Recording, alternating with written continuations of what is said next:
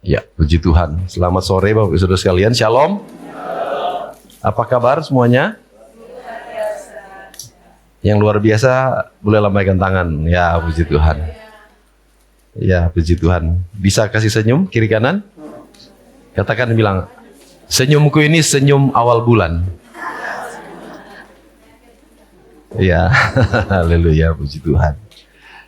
Kita bersyukur Tuhan bahwa kita kembali sudah ada di bulan Mei, Bapak Saudara sekalian, melewati bulan bulan April ya, yang tentunya juga banyak pergumulan, banyak perjuangan, tapi kita bisa lewat semua anugerah Tuhan. Ya, siap menikmati berkat Tuhan di bulan Mei. Haleluya. Puji Tuhan. Kita di bulan Mei ini akan ada banyak hal yang akan kita bahas, Bapak Saudara sekalian, dengan tema utama di bulan Mei ini akan berbicara tentang the real enemy. Ya, atau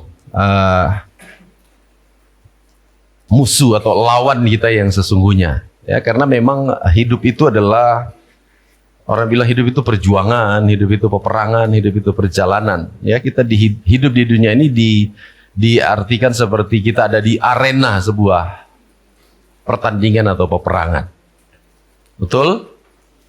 Siapa yang setiap hari itu mengalami peperangan atau pertandingan?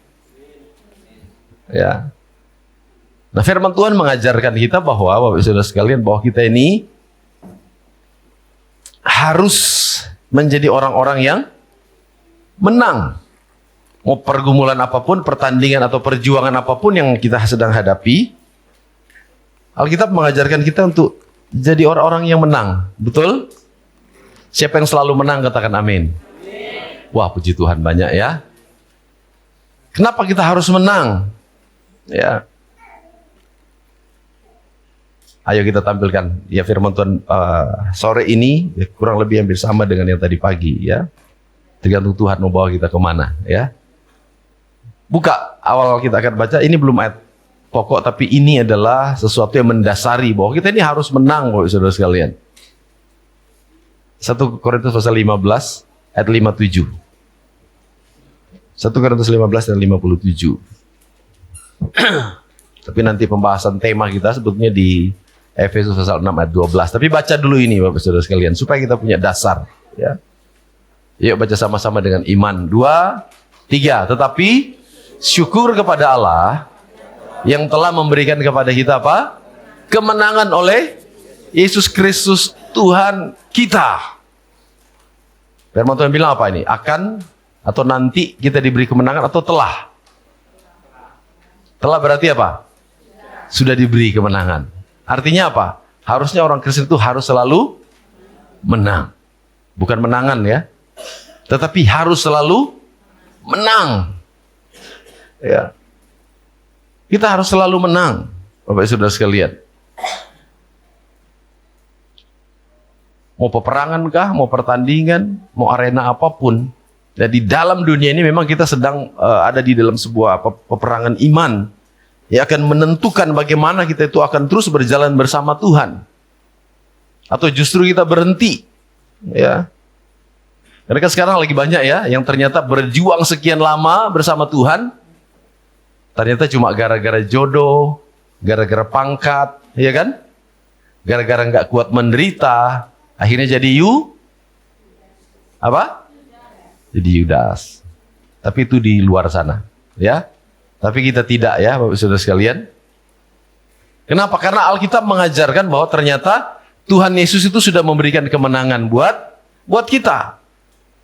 Lewat pengorbanannya, lewat sengsara, lewat penderitaan Tuhan, kita sudah diberi kemenangan. Nah, sekarang masalahnya, Bapak Saudara sekalian, di dunia yang sedang kita hidupi ini, ya kita sedang berhadapan dengan banyak musuh juga ternyata, ya. Kadang-kadang ada orang itu, ya menang atau tidak menang itu tergantung siapa musuhnya, betul nggak kira-kira? Ya. Menang atau tidak menang itu kadang-kadang tergantung musuhnya. Tapi bagi orang Kristen sebetulnya mau musuh siapapun, harusnya kita menang. Kenapa? Karena kita sudah berjalan bersama Tuhan. Dan yang berperang bagi kita itu bukan kita lagi, tapi Tuhan yang berperang buat kita. Betul? Ayatnya di mana? Keluaran 14 ayat 14. Keluaran 14 ayat 14.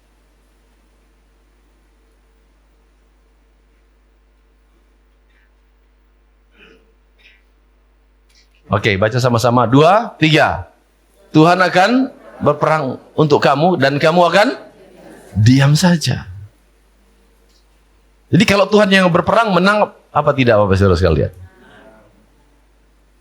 Cuma masalahnya seringkali kita belum berperang, kita sudah menyerah kalah. Ya. Nah, sekarang kita masuk ke pembahasan tema kita. Buka ayatnya, Efesus pasal 6 ayat 12. Efesus pasal 6 ayat yang ke-12. Yuk baca sama-sama. 1, 2, 3. Karena perjuangan kita bukanlah melawan darah dan daging, tetapi melawan pemerintah-pemerintah, melawan penguasa-penguasa, melawan penghulu-penghulu dunia yang gelap ini, melawan roh-roh jahat di udara. Ya.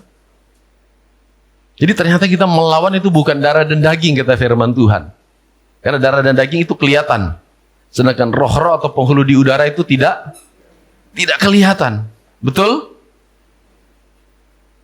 Makanya tanpa disadari Bapak Saudara sekalian, tanpa kita minta, ya tanpa kita menyangka, tiba-tiba istri yang tadinya baik-baik saja hubungannya, tiba-tiba cuma gara-gara apa?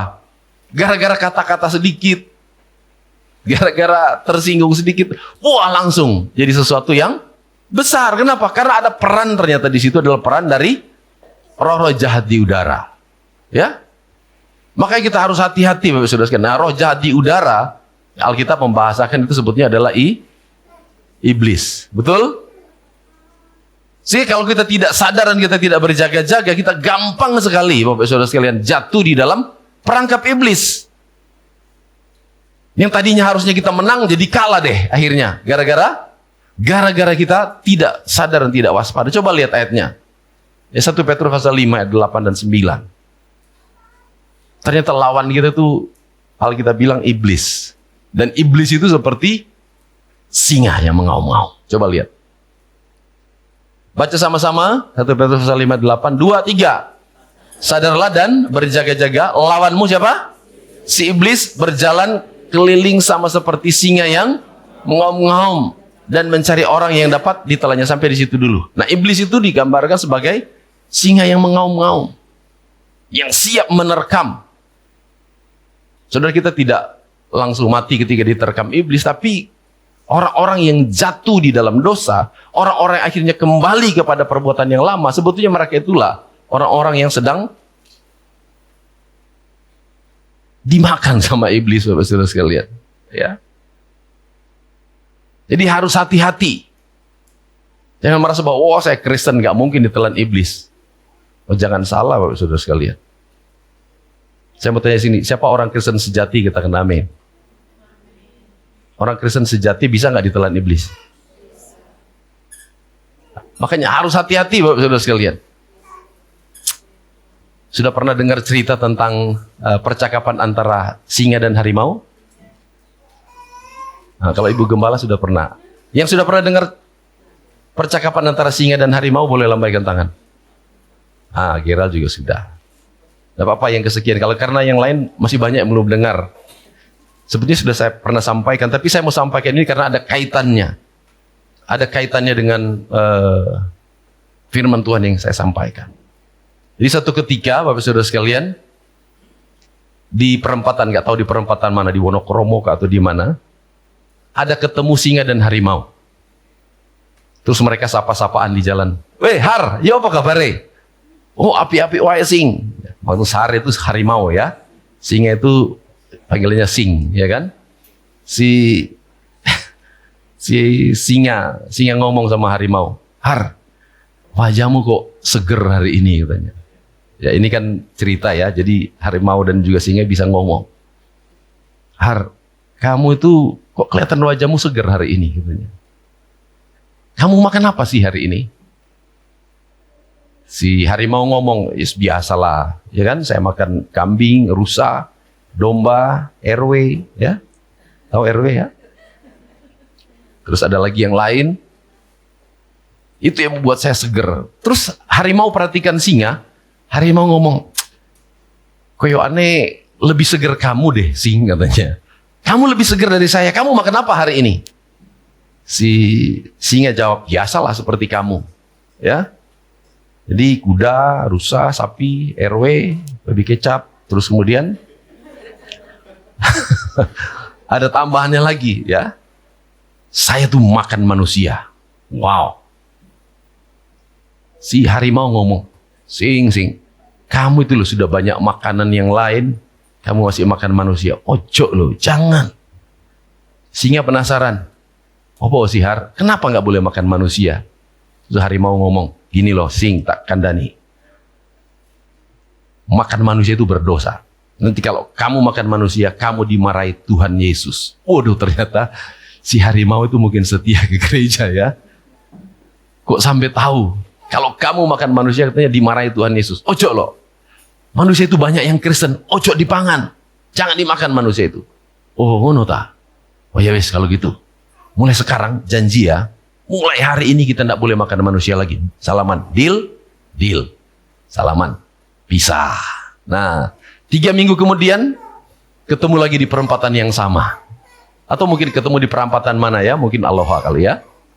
Terus sapa-sapaan lagi seperti biasa.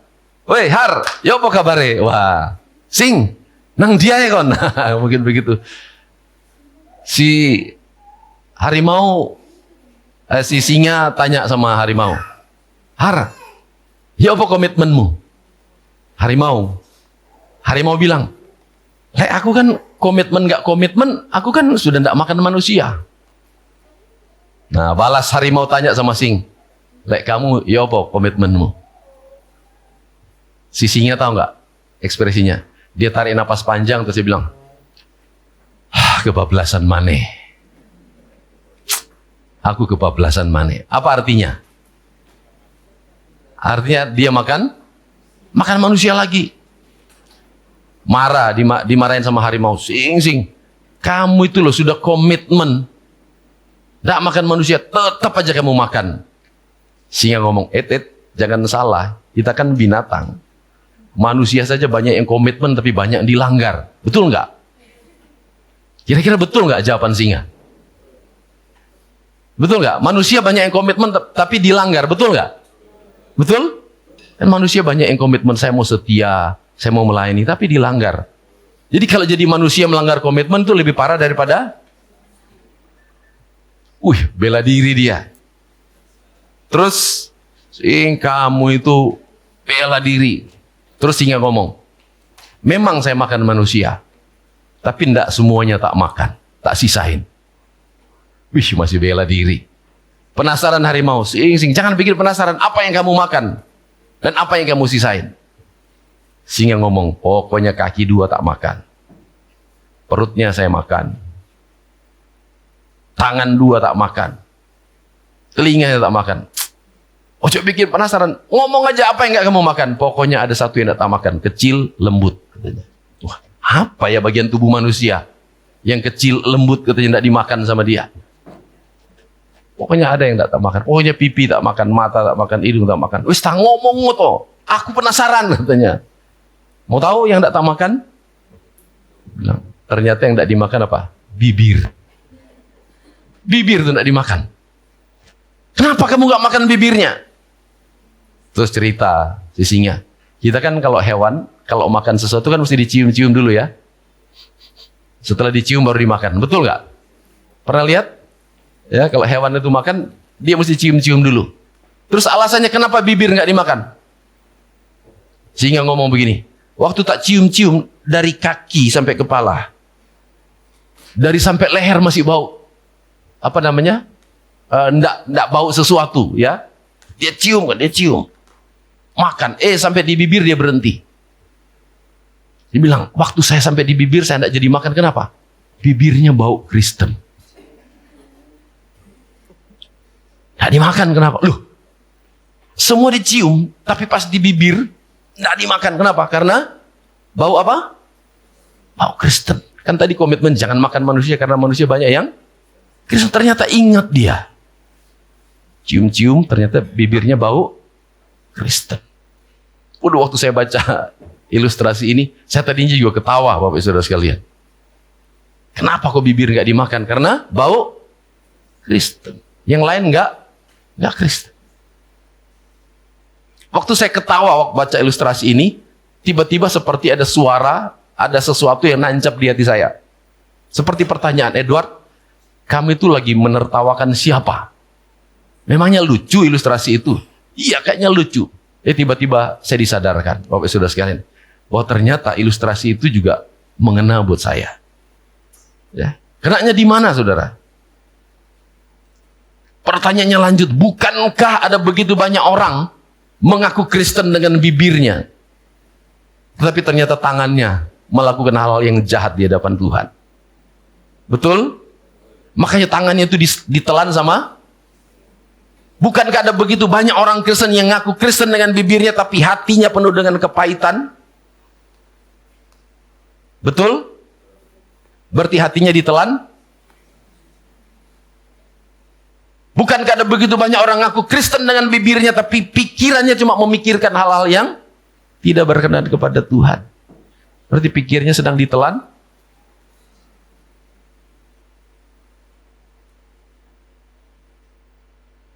Katakan kiri kanan, jangan mau ditelan singa.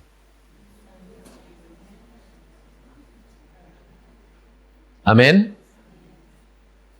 Kalau tidak ditelan singa berarti bibir Kristen, mata Kristen, telinga Kristen, tangan Kristen, semua anggota tubuh kita Kristen. Amin. Jangan jadi Kristen ngaku-ngaku. Supaya kita tidak gampang ditelan iblis. Ngaku Kristen, ngaku pelayanan, ya, tapi dosa jalan terus. Itu adalah santapan lesat singa. Firman Tuhan bilang, ayo kembali ditampilkan. 1 Petrus 5 tadi, sadarlah dan berjaga-jagalah, si iblis berjalan keliling. Sama seperti singa yang mengaum-ngaum, mencari orang yang dapat ditelannya. Ayat 9.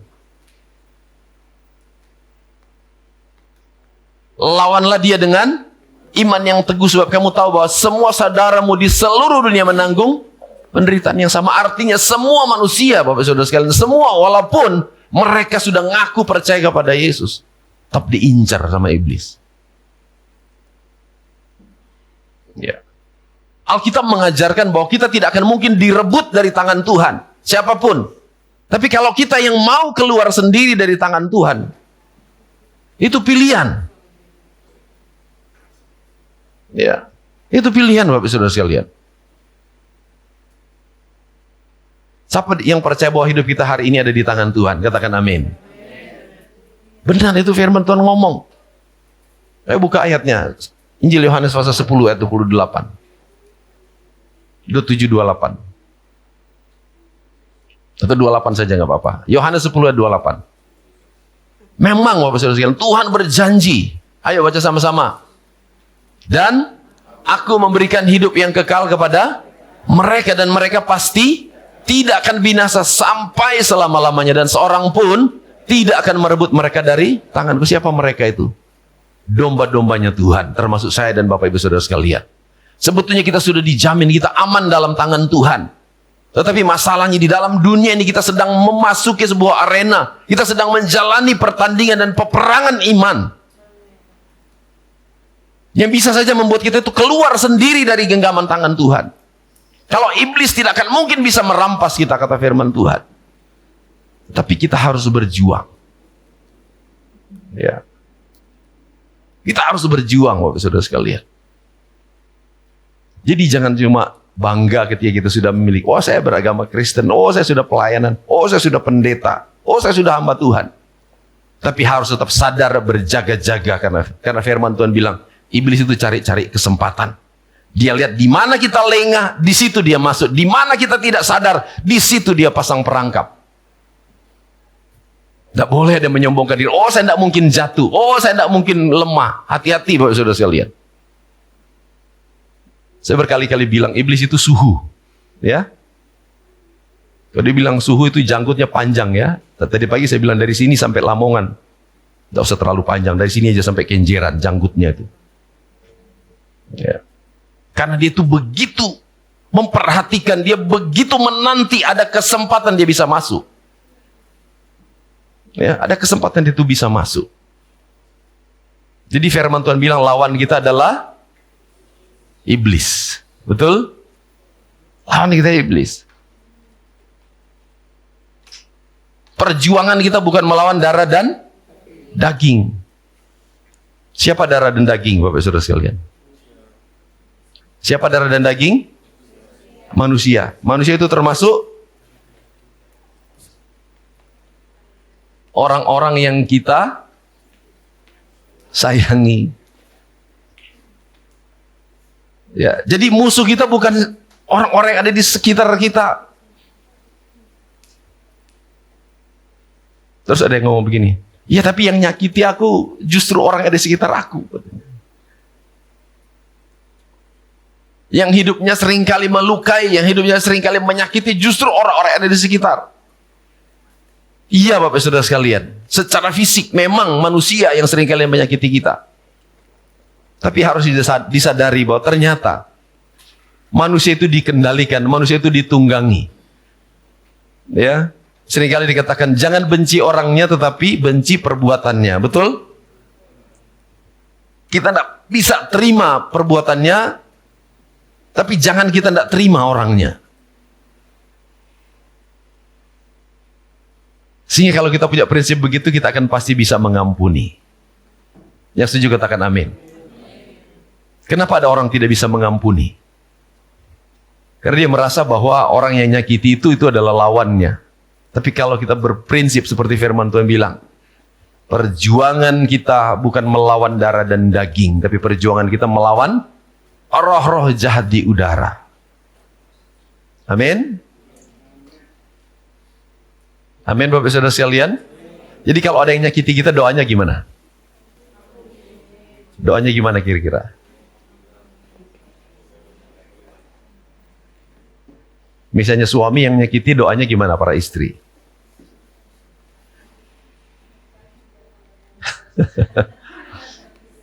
Ya, jadi istri itu, Tuhan berkati suamiku biar tambah ganteng gitu ya. Atau kalau suami disakiti istri, bagaimana kita para suami berdoa buat istri? Tuhan berkati istri supaya bisa masak yang enak hari ini, biar tambah cantik gitu. Walaupun hati mangkal. Kenapa? Karena musuh kita bukan darah dan daging. Musuh kita bukan suami, musuh kita bukan istri, musuh kita bukan mertua, musuh kita bukan menantu, musuh kita bukan tetangga, tapi musuh kita adalah roh jahat di udara. Apakah Tuhan Yesus membuktikan hal itu? Dia membuktikan. Bahkan orang-orang yang barusan tikam dia, barusan cambuk dia, barusan memahkotai duri, Yesus berani bilang apa? Bapa, ampunilah mereka karena mereka tidak tahu apa yang mereka perbuat. Siapa yang mengendalikan mereka? Roh jahat di udara.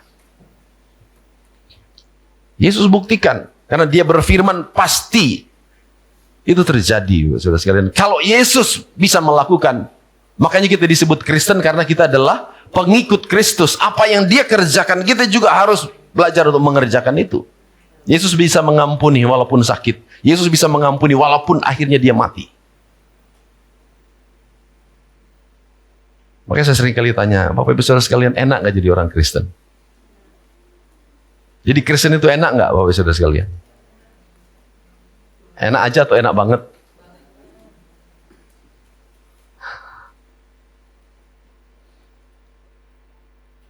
Tidak ada satu hal yang mudah, Bapak Ibu Saudara. Tetapi kalau kita berjalan bersama Tuhan, pasti kita dimampukan oleh Tuhan. Ya, karena kita berjalan bersama Tuhan. Perjuangan kita bukan melawan darah dan daging. Jadi sekali lagi, katakan bahwa musuh kita itu bukan orang-orang yang ada di sekitar kita. Peperangan, perjuangan kita.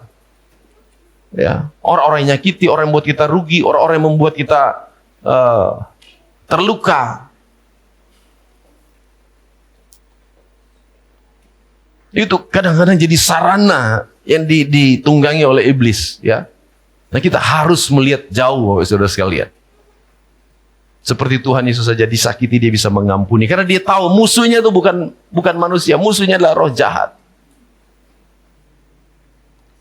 Perjuangan kita bukan melawan darah dan daging. Nah, jadi musuh kita yang pertama, paling utama adalah iblis.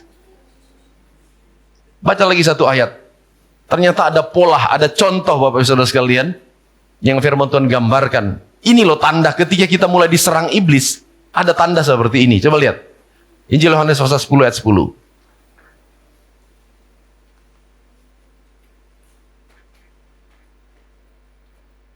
Baca sama-sama, 2, 3. Pencuri datang hanya untuk apa? Mencuri dan membunuh dan membinasakan.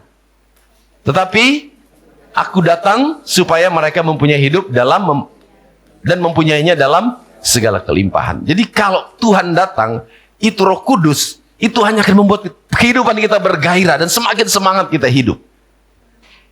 Tapi kalau sesuatu terjadi dalam hidup kita membuat kita mulai lemah, kecewa, putus asa, mulai kehilangan pengharapan, hati-hati bahwa ada pencuri yang sedang bekerja. Ya, siapa pencuri itu? Iblis yang pertama dia curi apa? Seringkali yang pertama dicuri iblis itu adalah apa? Damai sejahtera. Sukacita. Dicuri. Hati-hati kalau kita sudah mulai kehilangan damai sejahtera. Hati-hati Bapak Saudara sekalian. Ini jelas sekali. Biasanya kalau di dalam rumah tangga itu sudah mulai kehilangan sukacita gara-gara dikecewakan. Nah itu dampaknya tuh cepat. Tadi pagi sudah kita bahas. Perhatikan Bapak Saudara sekalian. Ya, mungkin para suami biasanya kalau pulang kerja, istri itu langsung sedia teh, kopi, disambut, cium tangan, ya, biasa gitu. Tapi kalau istri sudah mulai melakukan itu, kita harus hati-hati. Wah, ada serangan ini. Berarti bukan istri kita yang malas, ya, bukan istri kita yang tidak menyediakan, tetapi itu mulai ada serangan, ada intervensi di situ. Jangan langsung marah-marah sama istri. Wah, biasanya disediakan, gue nggak disediakan. Doa dulu. Tuhan, roh yang menyerang istriku hancurkan Tuhan. Nah, misalnya gitu. Sebaliknya juga begitu. Ya.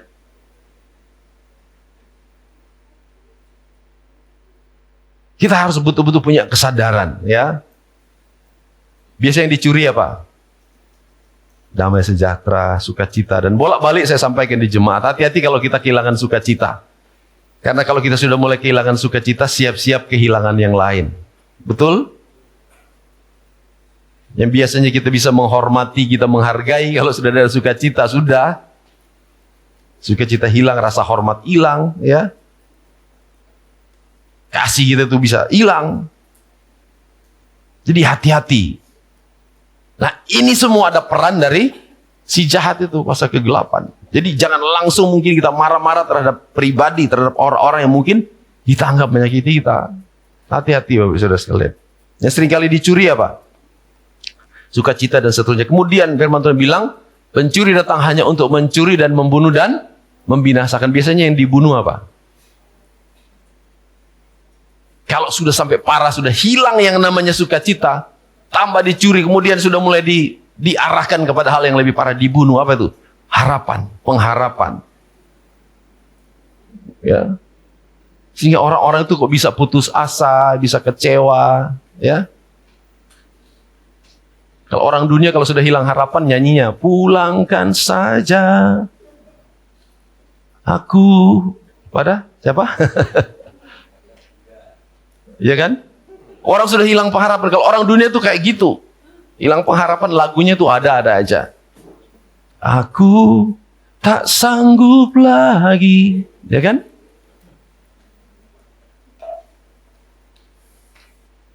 Itu semua ada peran. Ya, jangan salah Saudara. Alkitab mengajarkan kita punya kepekaan, harus mengerti siapa musuh kita yang sebenarnya. Harapan kita diambil sehingga tibalah yang namanya putus asa. Putus asa. Tuhan, saya sudah tidak kuat hidup seperti ini. Gak betah urip. Ya, hati-hati Saudara sekalian. Daripada kayak gini, ya Tuhan, wis ambil aku saja Tuhan. Ada yang pernah berdoa kayak gitu? Tuhan, sudah tidak kuat Tuhan, lihat keluargaku kayak gini. Wis daripada gini Tuhan, bawa saya pulang. Ada yang pernah kayak gitu? Itu ada peran iblis loh di situ. Jangan sampai kita terperangkap. Jangan kira itu benar. Kenapa? Itu salah. Ya karena Tuhan mau, kalau Tuhan masih izinkan kita hidup, tugas kita belum selesai. Iya Tuhan, tapi terlalu menderita, terlalu sulit Tuhan. Iya, ya justru di kesulitan itu kita kan bisa melihat mujizat Tuhan. Karena biasanya mujizat Tuhan itu datang saat kita mengalami kesulitan. Amin. Hati-hati Bapak Saudara, kalau ada serangan-serangan seperti itu. Anak muda putus cinta aja langsung, kepengen bunuh diri. Waduh, cemen banget ya. Tapi di sini nggak ada, ya. Karena saya sudah ajarkan anak-anak muda di sini, nggak usah takut ya dengan putus cinta. Karena cinta itu seperti kumis. Hari ini dicukur, besok tumbuh lagi. Kalau cinta hari ini putus, besok Tuhan kasih cinta yang baru. Dan kalau kita anak-anak Tuhan, pasti Tuhan sediakan yang terbaik. Amin. Jangan sampai kita kehilangan, dihabisi pengharapan kita. Ya, kalau kita ada dalam kondisi seperti itu, kita berdoa sama Tuhan, minta ya. Aku datang, kalau Yesus yang datang, Yesus itu bisa buat hidup itu lebih hidup. Betul? Bukan rokok yang bikin hidup lebih hidup. Kan ada iklannya ya, bikin hidup lebih hidup. Padahal di depannya ada tulisan, merokok bisa membunuh, bisa dan sebagainya. Kok bikin hidup lebih hidup? Yesus itu yang bikin hidup lebih hidup. Melayani Tuhan itu yang bisa hidup, membuat hidup lebih hidup. Amin. Jadi ini Bapak Ibu Saudara sekalian, harus kita tandai, ada indikator yang harus jelas dalam hidup kita. Wah, kita kalau sudah mulai ada kehilangan sukacita, kehilangan pengharapan, cepat-cepat datang di kaki Tuhan. Jangan sampai kita ngikuti Bapak Ibu Saudara sekalian. Wes, tidak ada lagi yang sayang sama aku. Wes, aku nggak makan biar mati. Waduh. Saya pernah kayak gitu waktu kecil dulu Bapak Saudara sekalian. Maklum Bapak Saudara sekalian, kami ini 7 bersaudara ya. Saya yang paling tua. Ya otomatis kan orang tua itu punya perhatian banyak. Walah, masih kecil sudah punya pikiran kayak gitu. Wah, mama papa nggak sayang sama aku. Nggak mau makan. Kalau dipanggil makan nggak mau. Mati sekalian. Wah, coba kalau waktu itu mati beneran. Nggak ketemu istri saya yang cantik. Betul nggak Bapak Saudara sekalian? Nggak punya anak 2 ya. Coba kayak gitu. Bisa bilang amin Bapak Saudara sekalian? Jangan sampai kita punya pikiran seperti itu. Itu pekerjaan iblis yang mau membuat kita putus asa. Ya. Serangan-serangan iblis itu luar biasa. Ya. Selain iblis kita lihat Bapak Saudara sekalian. Cepat sekali waktunya ya. Mari kita buka di dalam 1 Yohanes pasal 2 ayat 16.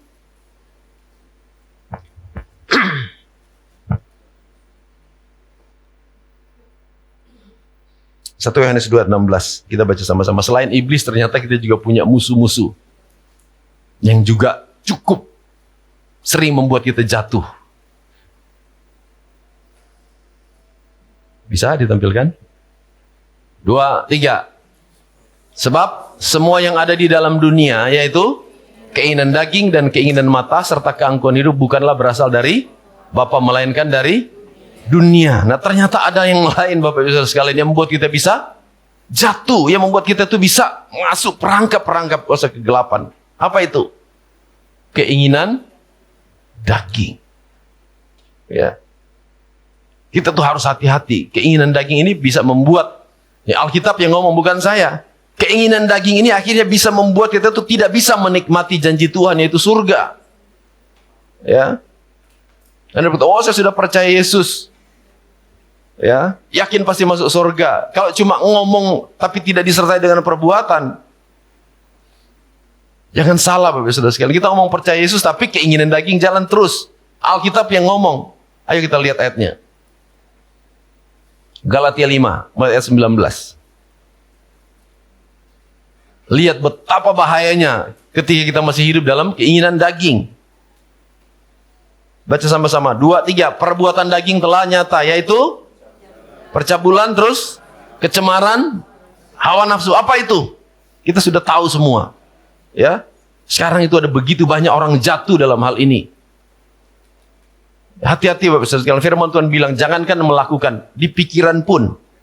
Ketika kita sudah berpikiran percabulan, kecemaran, hawa nafsu, kita sedang masuk dalam perangkap iblis, ya. Terus lanjut, penyembahan berhala, sihir, perseteruan, ya. Apa itu penyembahan berhala? Berhala itu bisa berupa ilah yang lain. Ada yang kita duakan, yang menyamai Tuhan, itu berhala. Apalagi kita itu mencintai sesuatu yang melebihi Tuhan. Itu berhala, saudara sekalian. Sihir, perseteruan. Apa itu perseteruan? Perseteruan apa?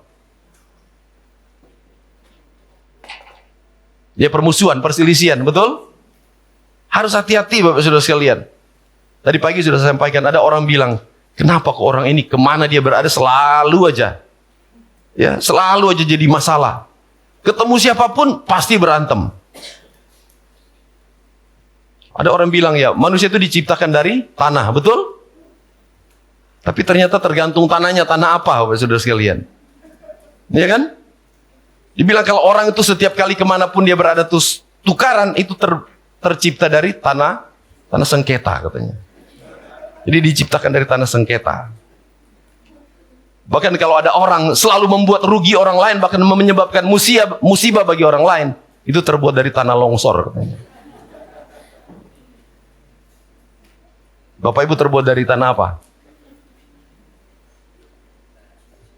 Hah? Tanah Abang. Nah, yaitu orang kalau kemana kepengen belanja terbuat dari Tanah Abang dia ya.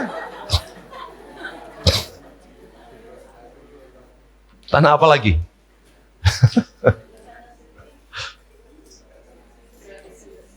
Tapi betul loh, saya pernah ketemu orang loh. Orangnya baik.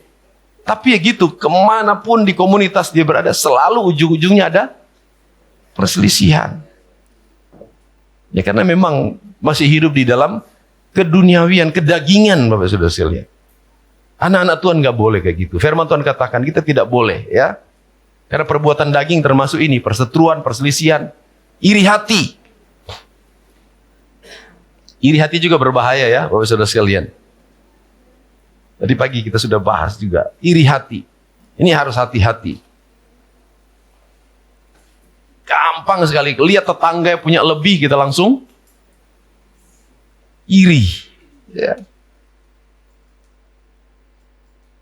Lihat orang lain lebih kita iri. Ya. Itu loh manusia. Saya tadi pagi juga sempat kasih contoh. Ya. Saya sempat kasih contoh pemain musiknya, puji Tuhan di gereja kita, pelayan-pelayan Tuhan enggak dapat PK ya seperti di gereja-gereja lain. Misalnya satu saat Tuhan berkati saya, ya. Tuhan berkati saya melimpah-limpah. Ya tiba-tiba saya kepengen kasih PK terhadap anak-anak.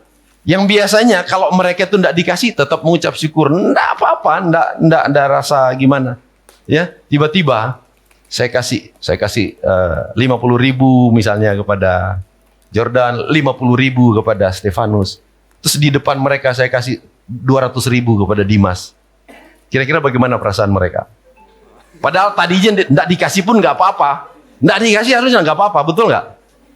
Tapi di depan mereka saya kasih 50.000. Ini terima kasih buat pelayanannya 50. Ini terima kasih buat pelayanannya 50. Tak kasih ini 200.000. Terima kasih pelayanannya. Di depan mereka. Loh, kok kita 50 kok dia 200? Bisa ada iri hati nggak di situ? Padahal tidak dikasih sebetulnya nggak apa-apa. Tapi lihat, naturnya manusia, Bapak Ibu Saudara sekalian, ternyata ada sifat itu, iri hati. Kalau tidak kelihatan mungkin nggak iri, tapi kalau kelihatan, aku kok 50, kok dia kok 200, apa bedanya? Kan kita melayani sama-sama.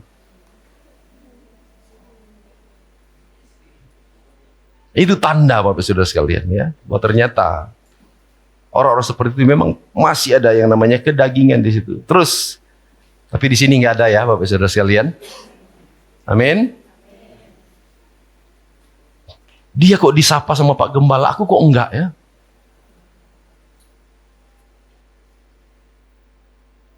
Kadang-kadang begitu ya, tapi di gereja sana ya. Katanya kadang-kadang mau salaman, enggak disalami karena gembalanya mungkin lagi nyalami orang lain, ada yang tersinggung. Tapi kalau di sini enggak ada, karena kita semua keluarga. Amin. Kalau enggak sempat saya salaman, berarti ya mungkin lagi ada kesibukan lain ya. Cari kebenaran gitu ya.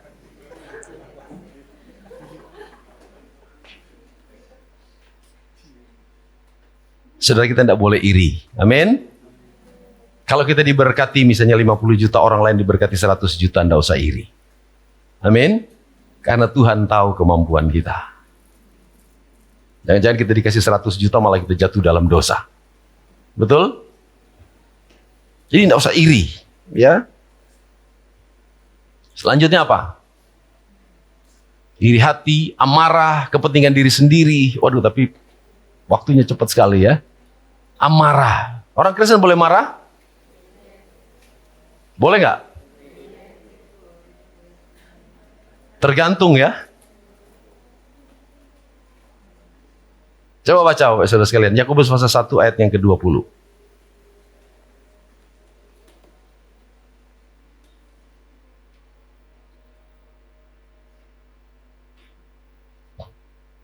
Baca, 2, 3. Sebab amarah manusia tidak mengerjakan kebenaran di hadapan Tuhan. Ada lagi ayat bilang begini. Tinggalkan amarah, lepaskan panas hati. Ya, tidak boleh marah, kata firman Tuhan. Tapi ada ayat juga bilang, kalau sampai akhirnya marah, jangan sampai berbuat dosa. Jangan sampai padam, matahari terbenam sebelum hilang amarah. Saudara, marah untuk satu hal yang baik, mungkin menegur, mengingatkan, itu boleh-boleh saja. Tapi amarah yang tidak boleh. Apa-apa marah. Ini amarah kan adalah sesuatu yang tidak bisa dikendalikan. Apa-apa itu langsung marah. Dan marahnya itu langsung kutuk, langsung apa lagi? Langsung melakukan hal-hal yang mungkin ya, seperti tadi pagi saya kasih contoh, misalnya orang tua marahin anak kok pakai nama hewan gitu. Dasar kamu keturunan ular beludak mungkin ya kan. Nah kalau anaknya ular beludak, bapaknya biangnya. Lah buat apa begitu? Ya kan? Ya marah yang seperti itu yang tidak boleh. Tapi kalau mengingatkan, jangan deh, itu dosa, itu tidak baik.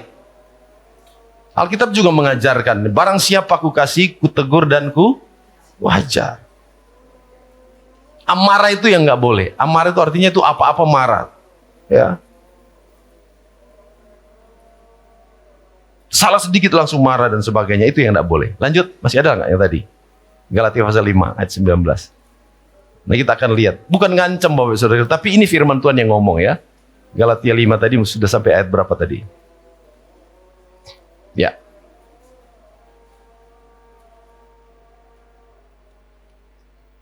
Oh ya, ini lanjutan yang tadi ya. Amarah, terus kedengkian, kemabukan, pesta pora. Ya puji Tuhan sih. Kita orang Indonesia Timur ya, orang Manado dulu sering pesta pora, apa-apa pesta. Tapi sekarang sudah mulai berkurang. Ya. Dulu di Manado tuh kayak gitu. Ya. Anak lahir, pesta. Naik kelas, pesta. Orang meninggal pun pesta. Ya, tapi hari ini puji Tuhan sudah banyak yang berkurang. Ya. Apalagi kemabukan dan sebagainya. Nah, coba baca sama-sama. Setelah sebagainya itu kita baca sama-sama. 1, 2, 3. Terhadap semuanya itu apa? Kuperingatkan kamu seperti yang telah kubuat dahulu, bahwa barang siapa melakukan hal-hal yang demikian apa? Ia tidak akan mendapat bagian apa? Dalam kerajaan Allah. Ingat saudara sekalian. Kita selama ini punya tujuan utama dalam kita beragama, dalam kita memilih Tuhan Yesus sebagai juru selamat. Ini perjuangan kita supaya kita itu bisa mendapat bagian dalam kerajaan Allah. Artinya kita menikmati kekekalan di sorga. Tapi kalau hidup kita masih hidup dalam kedagingan, Alkitab bilang kita tidak akan mendapat bagian. Siapa yang mau mendapat bagian dalam kerajaan Allah, katakan amin. Haleluya. Saya mau mendapat bagian dalam kerajaan Allah. Makanya harus hati-hati. Musuh kita, kata firman Tuhan, selain iblis, ternyata ada keinginan mata, keinginan daging, keinginan mata, dan keangkuhan hidup tadi dalam 1 Yohanes 2 ayat 16. Ya. Keinginan mata. Apa itu keinginan mata? Wah, banyak hal. Hati-hati dengan mata. Sampai-sampai anak sekolah minggu itu diciptakan lagu apa? Hati-hati gunakan matamu. Ya kan? Hati-hati gunakan matamu. Karena Bapa di surga melihat ke bawah, hati-hati. Karena apa yang kita lihat itu akan bisa mempengaruhi hati dan pikiran. Betul? Saya pernah bilang bahwa mata dan telinga ini adalah jendela atau pintu di mana semua informasi, segala sesuatu yang di luar itu bisa masuk lewat mata. Dicerna lewat pikiran dan hati, kemudian terekspresi lewat perkataan dan perbuatan. Betul? Ibu-ibu jalan ke mall, wah lihat, masuk, waduh tas bagus nih, masuk di pikiran, kayaknya di rumah suamiku masih punya uang. Terekspresi lewat perkataan, "Pah, aku butuh tas." Betul nggak? Atau misalnya kita jalan-jalan di showroom mobil, wih, mobil bagus nih, lihat mata. Mulai dicerna di pikiran, saya beriman. Kata firman Tuhan, mintalah maka akan diberi. Saya iman nih, mobil ini punya aku. Betul nggak begitu? Hati-hati dengan mata. Betul?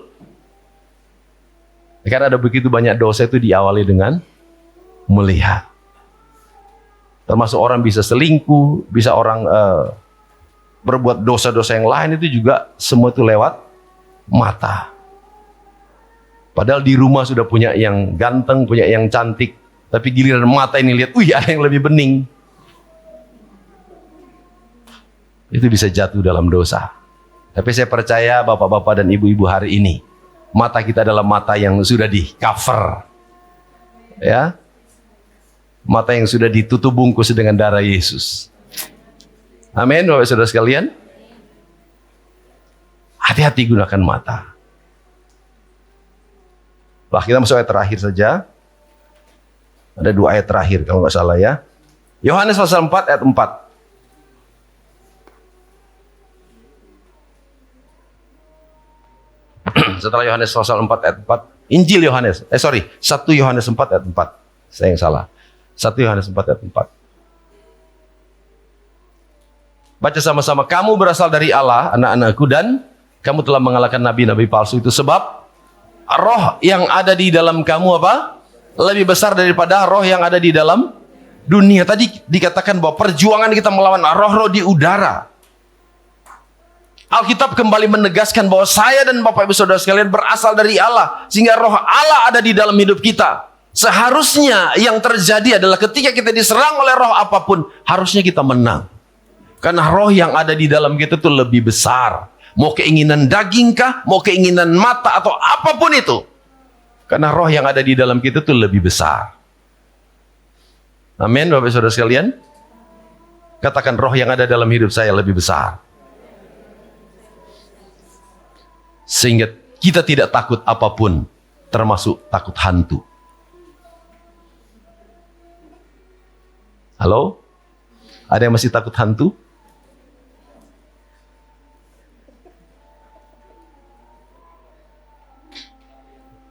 Saudara, ya kita tidak pungkiri bahwa kita nonton TV, nonton film itu bagus-bagus saja.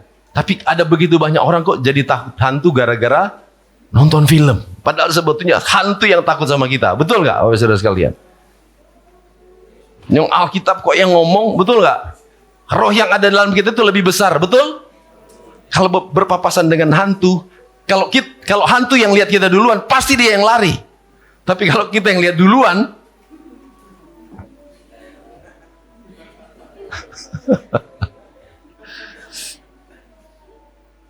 siapa yang percaya roh yang ada di dalam kita lebih besar? Berarti apa? Harusnya roh yang lain takut sama kita, betul nggak? Tapi kenyataannya itu tidak seperti itu. Lewat kuburan jam 12 siang, orang bilang selalu terasa apa di belakang sini? Iya. Itu kenapa? Karena kita terpengaruh film-film. Apalagi kalau sudah dikasih lagu-lagu yang serem. Padahal sebetulnya nggak segitunya, Bapak Saudara sekalian. Ya, nggak segitunya. Tanya Bu Naomi, kalau kita berdoa orang-orang yang lagi kerasukan. Ya saya sama Gerald tuh pernah pelayanan di Pasuruan belum lama ini. Orang kesurupan kayak apa modelnya, ya. Kita cuma bilang, diam, dia diam, Bapak Saudara sekalian. Ya bukan karena kami pendeta, karena memang ada roh yang ada di dalam kita itu lebih besar. Bapak Ibu Saudara sekalian bisa melakukan hal yang sama. Ya. Jangan kalau lihat hantu, boy. Bapak Ibu Saudara sekalian kalau lihat hantu lari ke saya, nanti kita lari sama-sama.